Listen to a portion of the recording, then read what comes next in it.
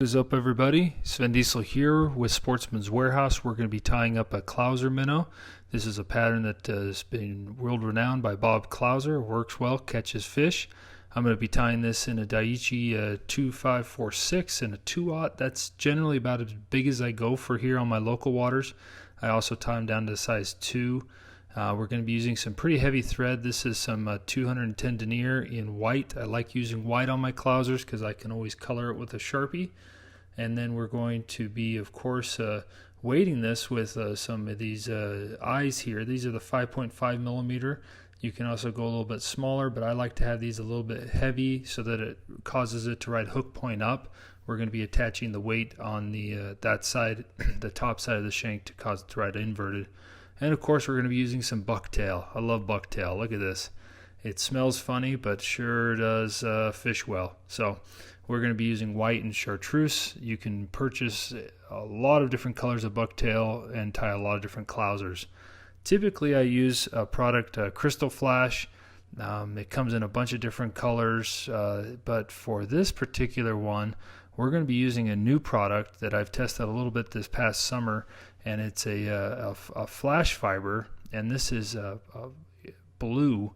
It's kind of a pearl blue. It comes in a few different colors, and I really like how it's more of an angel-esque hair. It's not as predominant, and of course we're going to need a little bit of super glue and some UV resin, and that pretty much should sum up all the materials you'll need for this. Like I said, there's most of these materials, like the bucktail and the flash, are available in a lot of different colors. You can also purchase colored eyes, but let's go ahead and get started. This is a 2/0 hook.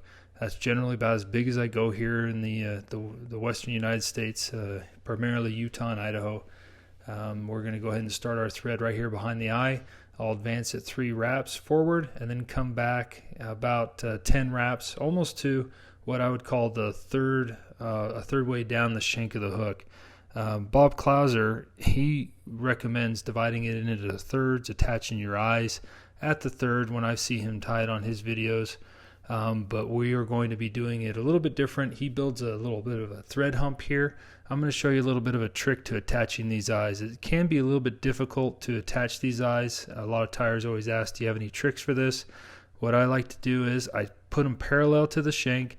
I've got an eye distance gap there. I'm going to go a little bit further to the third mark, and then I do 1, 2, and then on the third wrap, as I come down, I kind of tighten it, and it's going to twist the way that it wants to go. And you just let it twist the way it wants to go. And you can see how it's a little bit skewered, but I'm keeping tension on my thread. And then to counter that straight, I'm going to crisscross it to pull it straight right there. So you can see in 6 wraps, I have my eyes secured. And once I get it straight, I'm going to do some over-under wraps just to really tighten those crisscross wraps we did. And then we'll double up on our thread. Never go one way and then the other way. I always do 3 wraps one way, 4 wraps one way, 3 wraps one way. I keep it pretty even, and then we'll finish with our thread about halfway in that front third, and then I'll apply a little bit of super glue on the bottom of these eyes just to keep them in place and to really strengthen the durability of this fly, because I haven't had it happen often. Actually, only one time I lost my eyes, but the fly was intact. It was really, really odd. But I always put a little bit of super glue here. I firmly believe in super gluing these dumbbell eyes on. And if you're doing a bunch of these, you can tie off right now and put this aside and let it dry. But we're just going to go ahead and move forward. I've got some bucktail, and this white is probably one of the best ones I've seen. Look at these. You got a little bit of fluff down here, and as you move up, the fibers get a little bit more hollow, a little bit cleaner. And man, this is going to make some great flies. I'm really excited about this. Nothing like a new piece of bucktail. But I'm going to grab here in the middle, and the reason I did a 2/0 hook is I've been testing to see how long these fibers are and if it's proportionate for this size of hook. So that way I know I got a good piece. So I'll go ahead and trim out a little bit of a clump. Now, my rule of thumb for tying these is you generally are going to put too much bucktail. The sparser, the better. So whatever you think you want to put on, half it. Now, I'm kind of cleaning it out, pinching it about halfway to get rid of all the small fibers and kind of thin it out just a little bit. And then I'll pinch it with my other hand to kind of check and make sure I don't have any weird strands kind of coming off. And then here is the trick of this fly. I'm going to make sure it's about 2 lengths, the shank of the overall hook. I like to do 2.5 times the length. And then I'm going to pinch it with about 1/8 to 1/4 of an inch.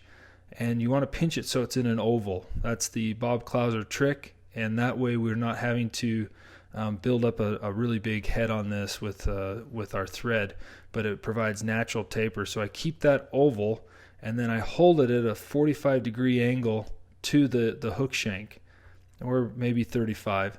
And then as I come up and over, I don't pull down, but I pull up right there. And what that does is it just makes it so much easier to tie these. And then I'm still pinching that bucktail. I bring it up and over, and I come around those eyes, and then I kind of am loosely holding it with my left hand. I'll do 1 wrap there, and then I keep that 30-degree angle, and I'm still pinching this as I work my way back, doing spiraling wraps every 1/16 of an inch maybe. You can go as much as you want or as little as you want. This is where you can use a different color thread to add some accent, like a chartreuse or an orange, and then when I'm done, I'll advance my thread up right there behind the eye, but you can see how that just grouped the bucktail right on the top of the shank of the hook. We've got our, we're halfway done at this point. It's really clean. Notice that head, by doing that oval, it creates a natural taper, so you're not having to build up a ton of thread to, cover that up. So let's grab this flash fiber here, and like I said, I think this is the blue. It also comes in a pearl. Those are kind of my general guidelines on these. I don't like to use a flash that's a real hot spot, like I'm not going to do like a hot orange. But hey, you can try that out if you want.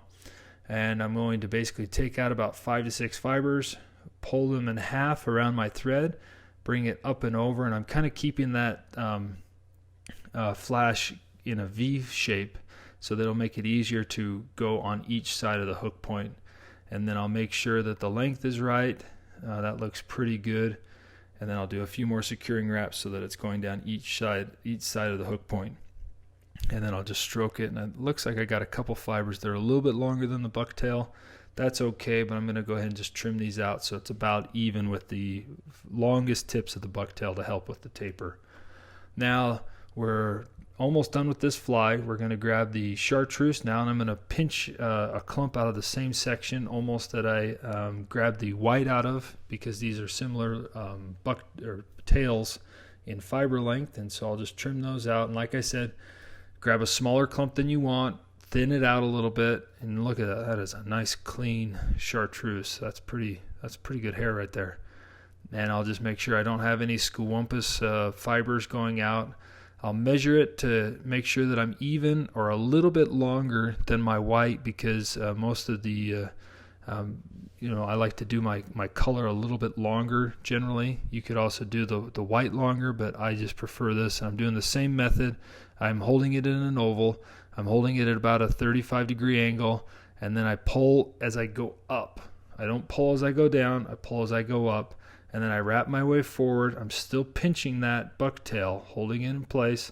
And then as I progress back towards those dumbbell eyes, I'm still pinching and holding up, and we are secure. I'm going to check it. That looks pretty good. That little trick of the oval and pinching it is nothing new. Bob Clouser, that is his method, and it is effective. So if you're struggling with tying these, try that out. And then I'm just going to make sure that I've got this kind of going even down each side, and then I'll do a couple more wraps just to secure it. I'll advance all the way up behind the eye, and if your head at this point is uneven, you can use your thread to clean it up a little bit, but I recommend keeping this head as slender as possible. When this bucktail comes together, when it gets wet, we want it to look like a little minnow. It's going to be fish food for a number of fish, and we're going to make it ultra durable on this next step. But you can see here, I'm going to kind of clean this up just to see how it looks, and I really like the colors. I think I got my proportions right, and you can see as this gets wet and it's in the water, that's going to taper and be really slender, which is what we're going for. So general rule, half as much as what you think you need.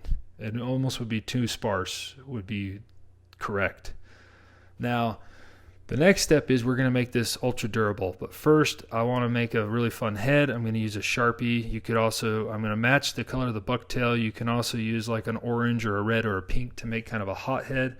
But I'm just going to come in here with this Sharpie and just color that thread.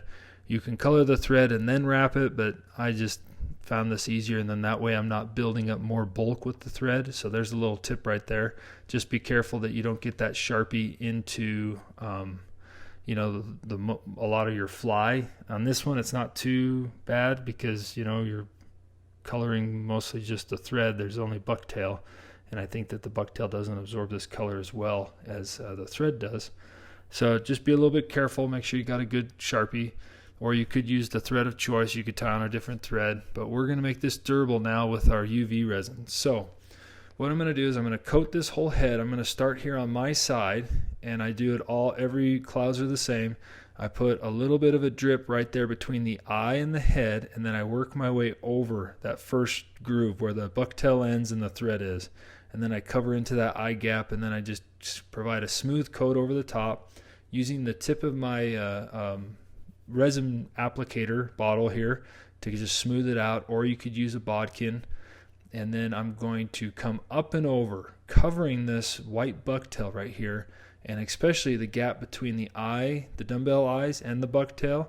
And then I'm going to come and put a nice bead down my thread wraps. What I found is I'm typically fishing this, dragging it across rocks for bass, largemouth, smallmouth bass that are hanging out in the rocks on the side of the river or in the shallows of the lakes, and it gets beat up on the rocks. And so I generally like to put the resin on here to help protect it, and also say a fish chomped right there on my thread wraps, you know, then we're losing bucktail and it becomes even more sparse. But I've been out fishing before where I had one color scheme that seemed to be working, and once I was out of that one, it just didn't seem to work anymore.